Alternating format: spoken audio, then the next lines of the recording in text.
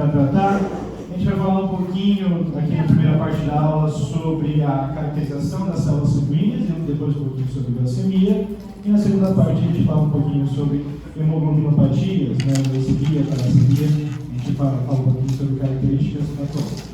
Bom, para começar então, vamos falar um pouquinho sobre a citologia sanguínea. A gente já viu esse assunto, a gente já falou nas etapas anteriores, etapa 2, etapa 3, até mesmo na etapa 4, depois, nas neoplasias, a gente também falou um pouquinho sobre essas características, mas é bom relembrar porque isso dá um embasamento agora para o assunto que a gente vai tratar e que a gente vai discutir posteriormente. Bom, o sangue é um tecido conjuntivo propriamente especializado. Ele é dividido entre matriz e as suas células. Ali a grande diferença dos outros tecidos é que ele tem uma matriz líquida com as células ali posicionadas ali em diversos locais devido a essa fluidez da sua matriz, certo?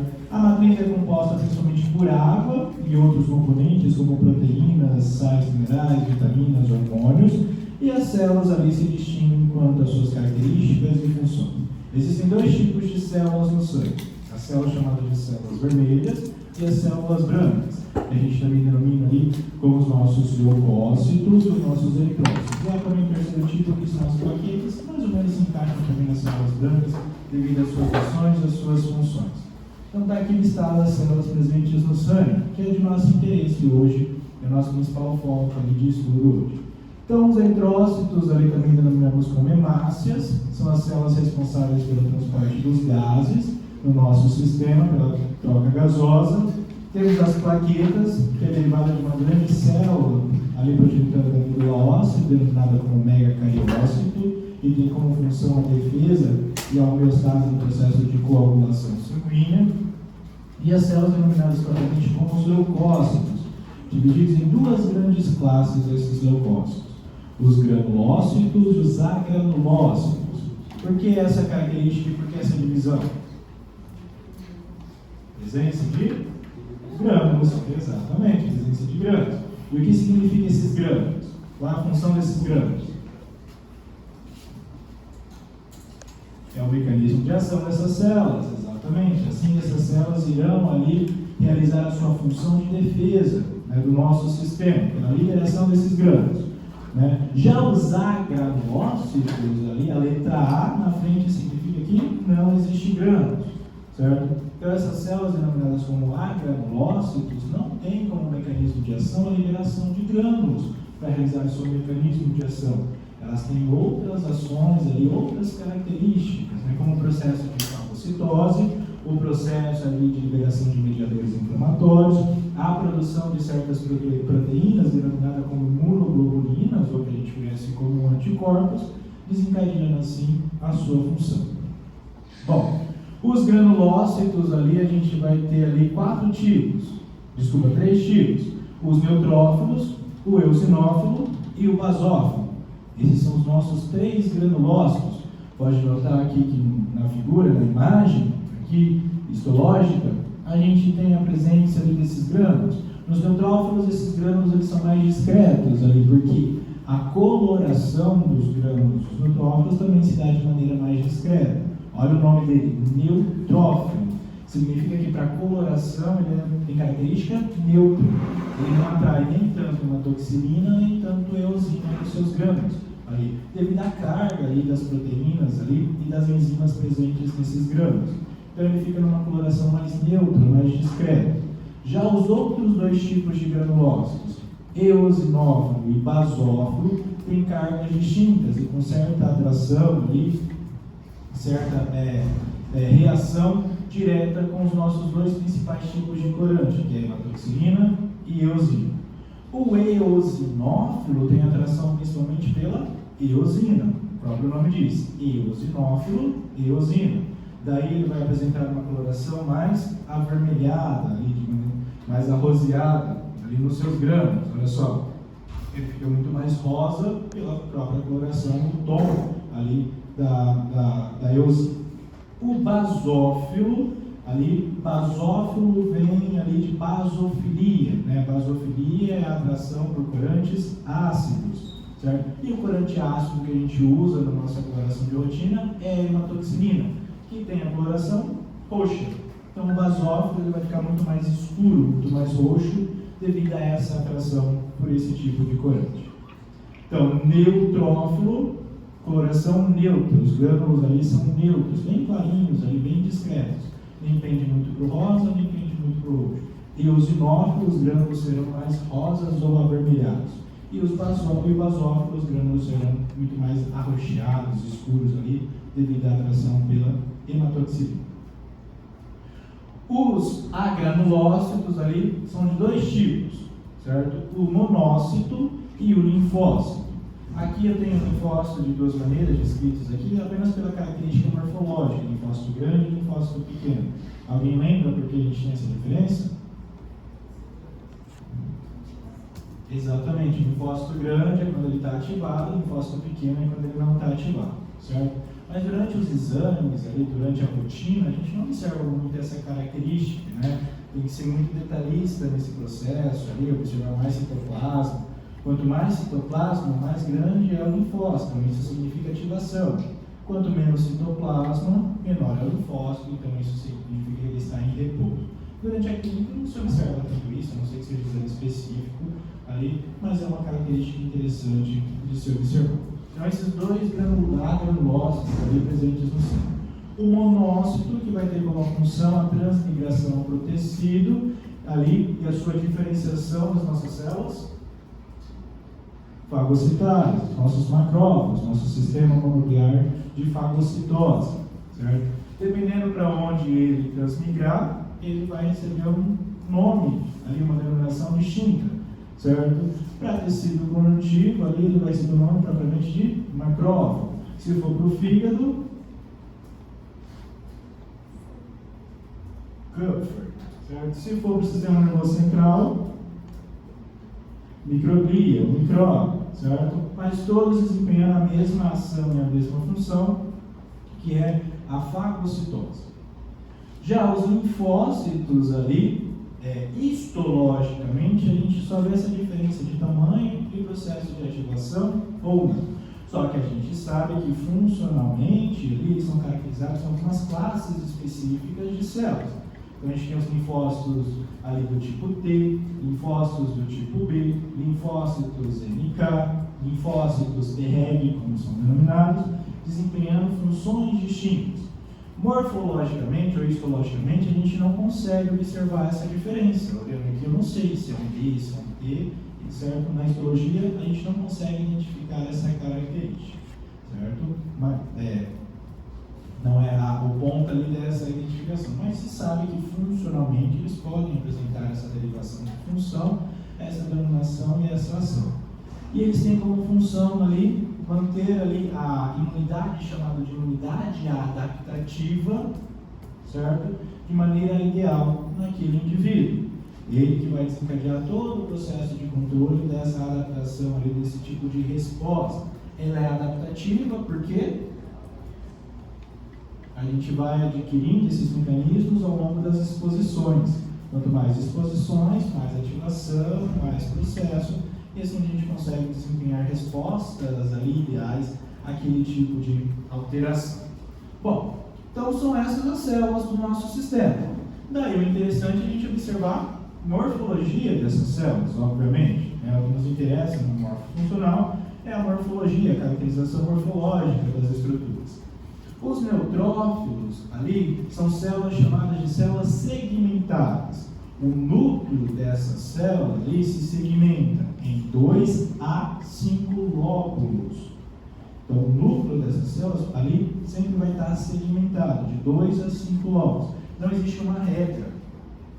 Vai ter só 2 numa certa etapa, vai ter 5 ali. Alguns autores trazem que quanto mais velha for a célula, quanto mais tempo ela tiver, mais segmentos ela vai apresentar no seu núcleo, mas isso não é uma regra, isso não é uma verdade absoluta. Alguns consideram, outros nem tanto. Ali, então a gente diz que é de 2 a 5 lóbulos. Então aqui, ó, esse apresenta 3 segmentos. Aí tem um filetinho bem fininho aqui segurando o 2, e um filetinho também aqui que quase não aparece segurando o terceiro lóbulo, ali, demonstrando que essa célula é um neutrófilo, certo? O eosinófilo também apresenta um núcleo segmentado. Ele também é segmentado ali de 2 a 3 lóbulos, ou 3 segmentos. Certo? Mesma característica. Nesse caso, essa imagem mostra 2 segmentações no núcleo, 1 e 2. Pode apresentar até 3 segmentações também esse núcleo. E o basófilo apresenta 2 segmentações, apenas e somente 2 segmentações.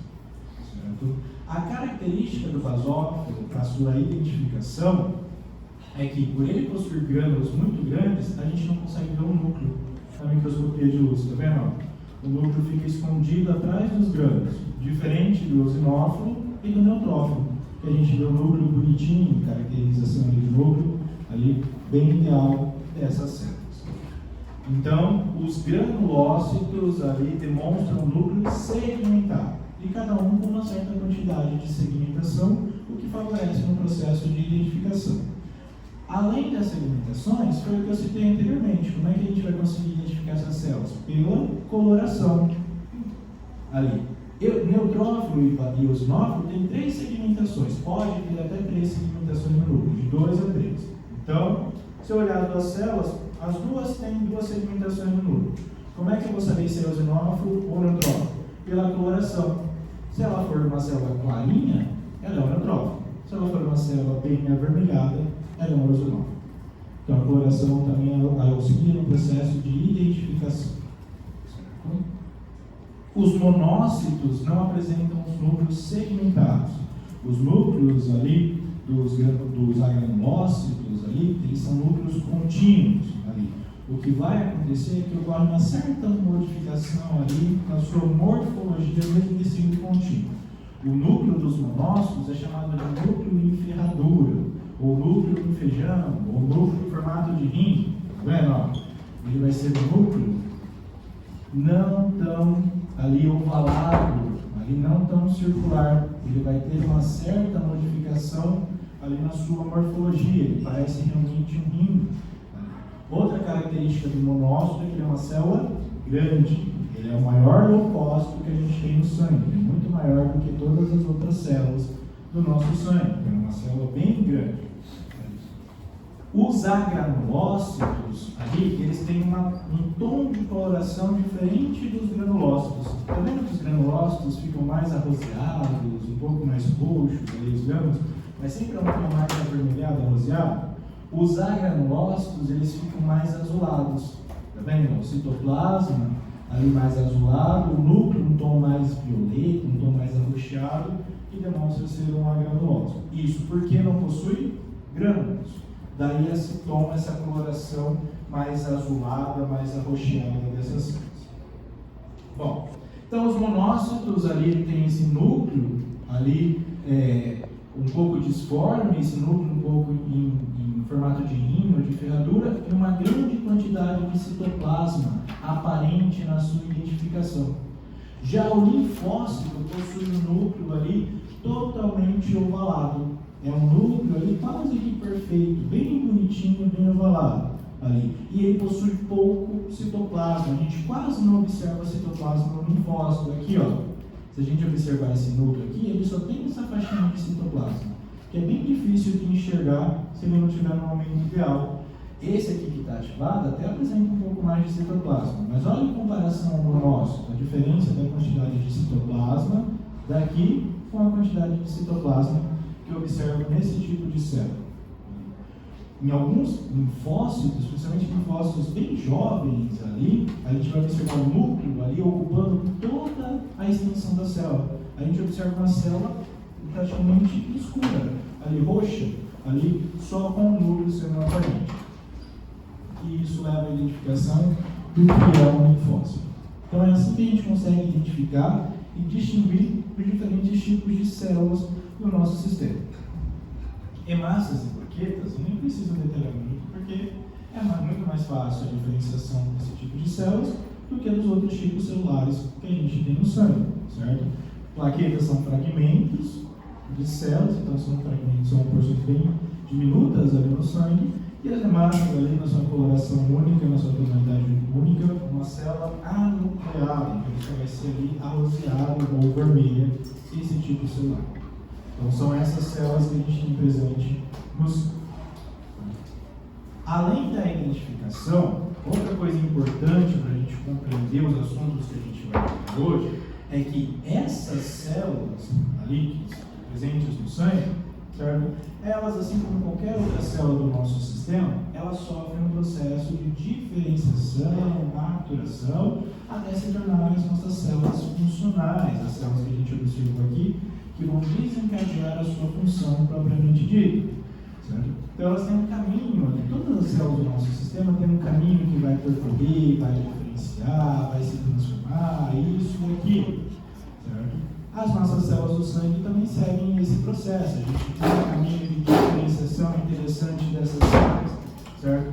Tudo começa lá numa célula lá, pluripotente ou totipotente na nossa medula. Tudo vai começar a partir de um único precursor comum, que é uma célula totipotente na medula. Essa célula, ela vai sofrer aí ações de diversos fatores de estímulos do nosso sistema e vai se diferenciar em duas outras células, ou duas outras classes de células. Uma célula chamada de célula mieloide e uma célula chamada de célula linfóide. Então a célula lá totipotente, ela vai se diferenciar nesses dois classes de células, mieloide e linfóide, certo? As células linfóides vão dar origem aos linfócitos, sejam eles T, B, NK, Tregs, ali o tipo de linfócito que for. E as células mieloides darão origem a todas as outras células do sangue, plaquetas, hemácias, neutrófilo, eosinófilo, basófilo, monócito. Certo? Então, essa característica é interessante a ser observada. A partir daí, desses dois tipos de células, mieloides e linfóides, sendo formadas ali, elas vão sofrer estímulos diversos, cada um estímulo específico que vai direcionar ela a uma classe específica de célula. Então, vão ser liberados fatores ali pela nossa medula, por outras células ali, por hormônios que irão atuar nessas células, ali pelo nosso sistema como um todo, que vai direcionando essas linhagens ali à produção de uma certa célula específica e necessária para aquele nosso organismo, para o momento, para a nossa condição fisiológica ideal. Então, aqui na figura, pode ver que está listado aí para vocês, aqui também é difícil de ver, que está engraçado. Ali eu escrevi os diversos fatores, os hormônios, as interleucinas que serão liberadas em cada uma ali das células para que elas sejam formadas, né? Para que eu tenha ali a formação de células ideais ali do nosso sistema. Então eu tenho os eritrócitos, as plaquetas, os monócitos, os neutrófilos, os eosinófilos, os basófilos, linfócitos T e linfócitos B. Pode ver que eu coloquei ali, ó, interleucina 2, interleucina 4, interleucina 7, interleucina 6, fator de crescimento de colônia, de formador de colônia, ali hormônio, né, EPO, eritropoetina e por aí vai. Então, cada célula, para que eu produza cada tipo específico de célula, eu tenho um estímulo específico para essa célula. Ali, mediadores químicos que serão liberados ali especificadamente para aquela célula se formar, no final, a célula que eu preciso. E é o nosso sistema que vai interagindo, liberando esses mediadores de maneira correta para a formação, no final, dessa célula. E todas as células seguem caminhos ali distintos, certo? Vamos pegar aqui o neutrófilo, né? Começa como mieloblastos, promieloblastos ali, e ele vai seguindo até chegar a ser um neutrófilo. Nos slides posteriores, eu acho que eu dividi. Aqui, ó, fica mais fácil a gente observar aqui, ó. Esse é um monócito, certo? Monócito final, como a gente está acostumado a ver, aqui, ó, o núcleo bem irregular, né? O núcleo em rino ou ferradura, né? Dá uma chance aí, com a imaginação, vocês são bem férteis a imaginação de vocês. O rim mais disforme, muito citoplasma ali. Só que para que ele chegasse nessa condição de monócito, ele passou por aquela sequência de diferenciação. Então ele partiu dessa célula, que é um monoblasto, foi sofrendo ação daqueles mediadores, monoblastos, promonócito, monócito maturo, até chegar na condição de monócito.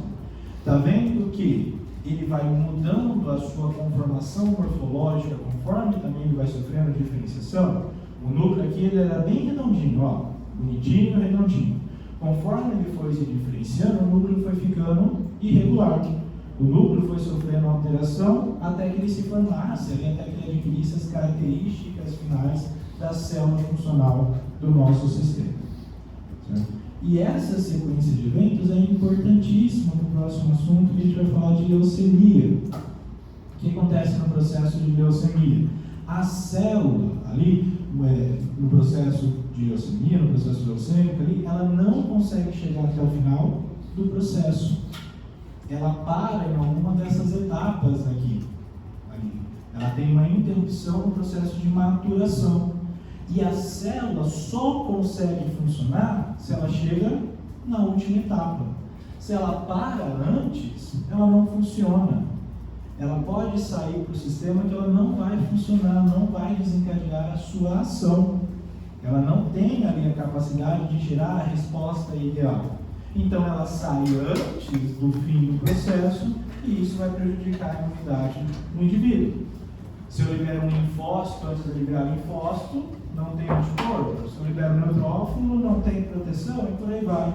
Então é necessário e interessante se observar.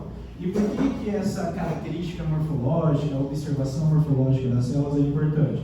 Porque o diagnóstico do tipo de leucemia é feito através da observação do tipo celular que está presente ali de maneira errônea naquele indivíduo. Eu tenho dois tipos de leucemia, não é? Vocês viram? Leucemias linfóides e leucemias mieloides, não é? Linfóides, linfócitos, mieloides, as outras células. Então eu preciso observar qual é o tipo de célula que eu tenho ali. Eu tenho mieloblastos, tenho promielócitos, qual é o tipo de mielócito que eu tenho ali para definir o tipo de leucemia ali, e isso vai definir a ação, o processo, agudo, crônico, tudo isso vai definir ali o diagnóstico e o mecanismo de ação daquele indivíduo. Tudo bem? Bom, o neutrófilo é a mesma coisa. Olha lá, a sequência de diferenciação do neutrófilo. Ele começa com o mieloblasto, passa para um promielócito, passa para o mielócito, para o metamielócito, vai para um bastonite, como a gente chama, e depois do bastonite ele vira um neutrófilo propriamente dito.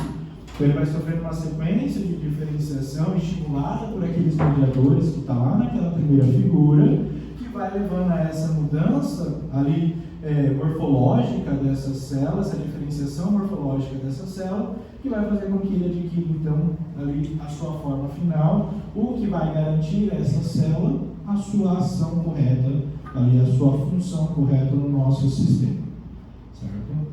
É interessante a gente observar tanto no processo, mas também, por exemplo, em processos infecciosos, principalmente processos infecciosos bacterianos, onde o neutrófilo é altamente recrutado, né? Lembra que a gente comentou quando a gente falou de inflamação, que infecção viral mais linfócito, bacteriano mais neutrófilo, parasita eosinófilo, alergia basófila, a gente meio que fez uma certa divisão assim com essas características, certo? E uma infecção bacteriana grave, ali no indivíduo com infecção bacteriana grave, ali, o que vai acontecer com a proliferação de células de defesa? Não vai chegar até o seu formato final, né? Por quê? Liberadas pela necessidade. Isso, aumenta, né? O processo tem que ser mais rápido, tem que liberar mais rápido ali para o nosso sistema para ter defesa. A gente vai ver em indivíduos, em grande parte dos indivíduos com infecções bacterianas graves ali, a gente consegue identificar na corrente sanguínea o que a gente chama de bastonetes. Já pegaram o hemograma para observar? Pegaram? Hemograma, detalhar o hemograma. Não tem um item lá chamado de bastonetes e segmentados na observação dos neutrófilos, quando a gente observa o hemograma, certo? Então é a célula que parou nesse estágio aqui, ou foi liberada nesse estágio aqui. Como o indivíduo está num ambiente inflamatório, infeccioso, grave, ali, a célula é liberada muito rápida do sistema, não dá tempo dela se diferenciar totalmente, então ela vai sendo liberada, sei lá, faz o que você quiser fazer, chupa a célula, ela vai para tentar ajudar ali o sistema. Daí a gente observa. E isso é um grande indicativo de infecção. Na hora que a gente pega o indivíduo, vem lá no hemograma dele, bastonetes 10 por campo, sendo que normal seria de 4 ali. A gente, opa, 10 bastonetes significa que está saindo antes da hora. Se está saindo antes da hora, algum problema esse indivíduo vai ter. Se está liberando isso antes da hora. Ou é falha no controle do processo, ou é pela aceleração desse processo, pelo estímulo ali acelerado desse processo. Mas isso é importante, essa identificação, porque isso ali auxilia no diagnóstico, na observação, na caracterização da alteração desse indivíduo. Neutrófilo, os eosinófilos e basófilos também sofrem a mesma ação e o mesmo processo. Olha lá, diferenciação. Todos partem de um mieloblasto, de um promielócito comum, e depois eles vão se diferenciando. Então pode formar um neutrófilo, que a gente acabou de ver, ou um eosinófilo, ou um basófilo. Mesma coisa. Mielócito, metamielócito, bastão, segmentado eosinófilo. Mielócito, metamielócito, bastão, segmentado basófilo. Bom, não vou pedir, ou não vai ser cobrado de vocês também, ali todas as caracterizações e todas as denominações. Metamielócito, promielócito, fica tranquilo, não é essa o intuito ali da aula de hoje, nem esse conhecimento ali esse processo, essa característica ali não é tão simples assim, essa caracterização, e nem mesmo um biomédico, um farmacêutico, até mesmo um patologista experiente, ele também tem certa dificuldade nessa caracterização direta dessa célula. Mas eu quero que vocês entendam que todas as células do sangue passam por esse processo. Ali entram nessa diferenciação, nessa modulação, nessa alteração morfológica. Ali. E isso garante a célula, no final, chegar ali ao seu processo ativo, à sua função final. Se ela sai antes de acabar esse processo, ela não tem função no nosso sistema. E é isso que vai ser prejudicial ao indivíduo. Ela não vai ter função, o indivíduo não vai ter defesa imunológica. E isso vai agravar, ele vai levar outros quadros, outras alterações, ali que começa a levar todo o processo patológico daquele indivíduo. E por fim, o linfócito, mesma coisa. Né? O linfócito, a grande diferença é que ele é proveniente de outra linhagem, vem da linhagem linfóide. Então, linfoblasto, prolinfócito, médio, pequeno, ali até ele ser ativo. Aqui também nessa figura mostra o plasmócito. O que é o plasmócito?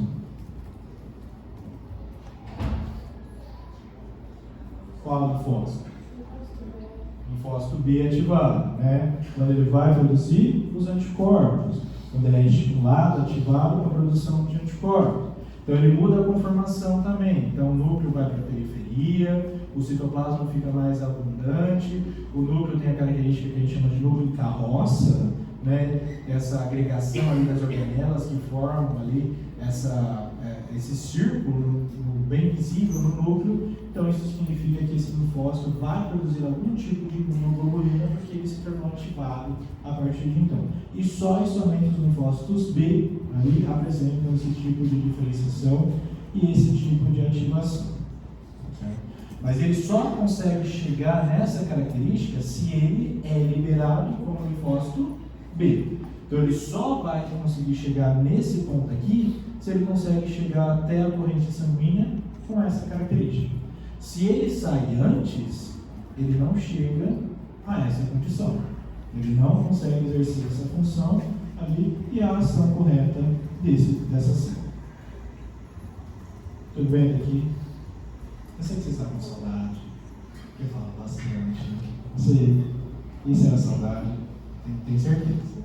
Bom, dito isso, observado essas características, ali, essas condições, agora vamos falar um pouquinho sobre os assuntos que nos interessam na aula de hoje, começar a falar sobre as leucemias, as alterações na funcionalidade, na caracterização e na ação desse tipo de células ou das nossas células de defesa dos nossos leucócitos. Então, as leucemias elas são divididas em dois tipos: as leucemias agudas, ali que é caracterizada pela evolução rápida da doença, e a presença dessas células imaturas na corrente sanguínea e, obviamente, na medula óssea, né? todo mundo, a gente lembra, quando a gente estudou lá na etapa 2, a gente viu a informação, que eu passei para vocês, todo o processo também de observação e caracterização de leucócitos, que essas células são produzidas na medula óssea, onde ocorre todo esse processo de diferenciação. Então, essas células imaturas, ali elas vão estar tanto na circulação e também na medula óssea, onde possivelmente está o problema. O problema desse processo todo se encontra na medula óssea. É ela que tem algum erro, algum dano ali, sem um dano herdado ou um dano adquirido, mas é ela que está demonstrando erro, que não está progredindo com o processo de diferenciação correta dessas células. E isso está fazendo com que essas células imaturas, então, sejam liberadas na corrente sanguínea, certo? As leucemias agudas, ali, a gente fala que tem o melhor prognóstico, né, na sua identificação, no seu processo, quando, obviamente, identificado, e a cura também ali é muito mais facilitada, já que ela é aguda, ela começou teoricamente de maneira mais recente, então há um tempo ainda do organismo se adaptar ali e da intervenção médica, ali do tratamento médico ser realizado. O outro tipo são as leucemias